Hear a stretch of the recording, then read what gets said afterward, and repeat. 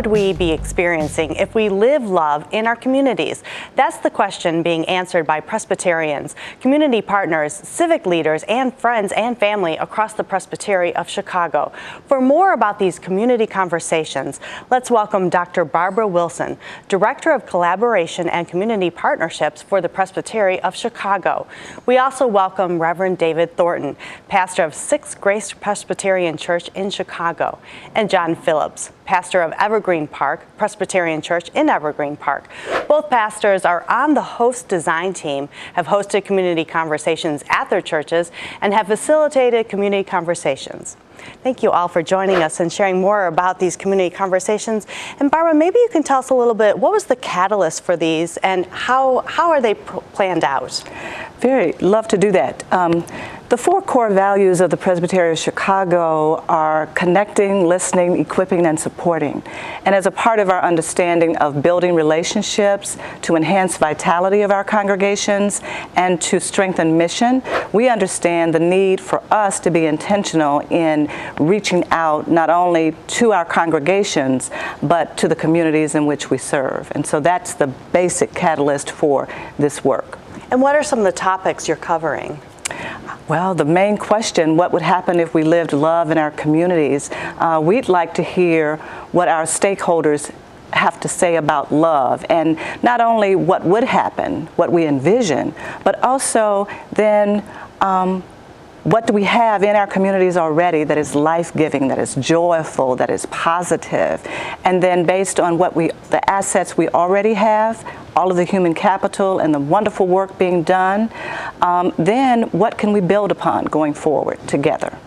And John, you hosted a community conversation in your church. Tell me a little bit how that went. As a host, I was responsible not only for making sure invites got out and making sure our space was set, but also just really trying to create hospitality as we created the space in which these conversations amongst the various communities in our areas could occur.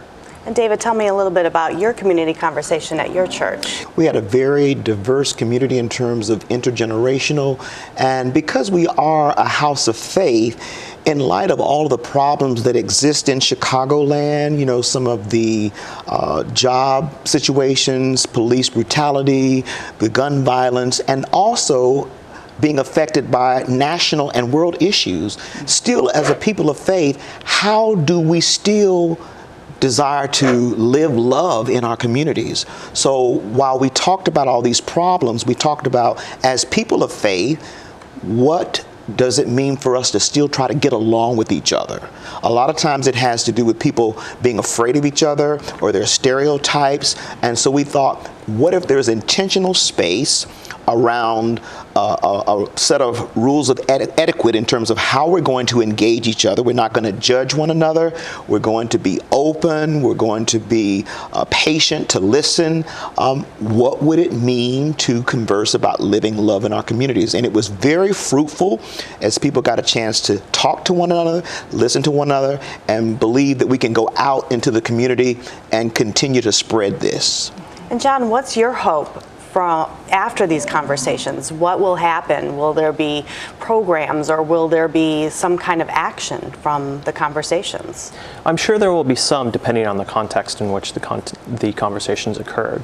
What I'm hopeful for is that more and more relationships will develop and that people will be able to sort of find one another and share in mutual work, especially as we see sort of everything that's happening in our world today. I think we need to be striving for a greater solidarity with one another, and that really can't happen if we don't know each other and we're not, coming together on some form. Barbara, any topic or conversation that sticks out in your mind from some of the ones you've already held? I think the threads between all of the conversations I've served as scribe to record the data, to record the answers that people give, and I've done that for about 7 conversations, the thread of all of us want a safe community. All of us want green space. We are environmentally conscious. All of us want healthy food choices. All of us are concerned about affordable housing. All of us understand that we have individual responsibility, but as a faith group or congregation, we have a responsibility. As community stakeholders, we all have a responsibility to work toward the betterment of our communities for the common good, and that we have to choose to do that active listening David talked about. It's not automatic. We all are opinionated and have our faith perspectives, and that's wonderful. But a part of healthy relationship building is that we bring mutuality and reciprocity to the table. And if I might make one other comment, piggyback on what John was saying in terms of what are the hopes afterwards. From the Presbytery's viewpoint, we hope to help congregations, the data we learn, the information we learn, use that to inform leader formation and leadership development, where we can help leaders throughout the Presbytery better do what they do, and capacity building of congregations. So. And it seems you've had a great turnout. Is there any prerequisite for folks to come to these conversations, and how many have participated? Not at all. You know, one of the things I've always believed is there's a common denominator among people, and that's everybody, whether they admit it or not, have a desire to be loved and a desire to be understood. And so we just set this opportunity up, and we kept posting it in our bulletin in terms of what would it look like to live love in spite of all the things that are going on, in spite of all the challenges we find in Chicagoland and other places. What would it mean for us as a people who we say we believe in God, God is love, and so as a people of faith, what would it mean for us? So there were no prerequisites. And you had someone as young as 8. Someone is 8, and I know we had someone there who recently turned 85. Yes. So it was all walks of life, all walks ages. of life. We had a district judge, we had several retired school teachers, we had other common laborers, we had people who in business, we had students, we had a lot of different people. And you even have little post notes, right, so folks can continue the conversation maybe in their homes, in their communities, in their neighborhoods, right? Tell us a little bit about those. Well, this was actually a very helpful tool to me, and once I finished using it, people wanted to know if they could have a copy of it. And so we have provided these, and what these do, they basically share how we decided to have these conversations amidst all of the challenges, but how once we decide to have them, we put the different questions in here, as well as established how we were going to listen to one another without judgment, without fear, with an open heart. We shared the rules of etiquette, which are also listed here. The questions are here, and the process of harvesting, whereby you converse for about 20 minutes and then you start to share out of those conversations for another 10 minutes.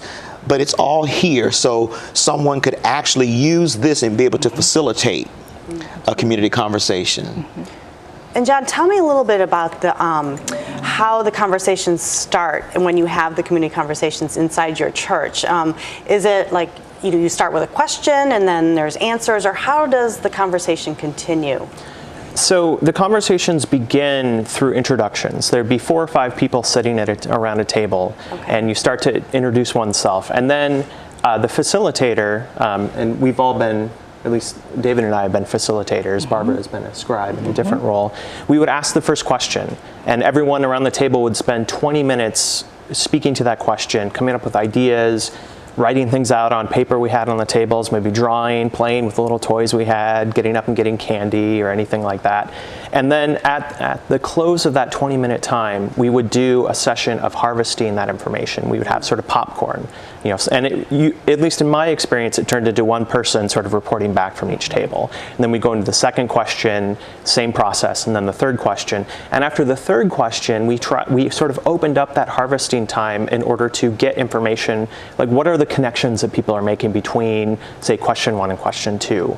And also between the questions, people were invited to get up and move to meet a whole new group of people and to have a conversation with different neighbors. What was exciting too, the way we started at Sixth Grace, with this theme of believe, there's a wonderful song, it's kind of a contemporary gospel song by Ann Nesby entitled I Believe. So when people heard that song blaring through the room, they started kind of moving, and that was exciting for them. So that was a way of, wow, I got to see what this is, because all they really knew was the main question, what would it mean to live love? But they didn't know anything else, and we were kind of intentional about not sharing too much until you're actually seated. But this music got them going. Mm-hmm. Wonderful. Thank you so much for sharing more about this. I appreciate it. I'm Anne Marie Gerhardt for Different Drummers and the Greater Chicago Broadcast Ministries. Keep the faith.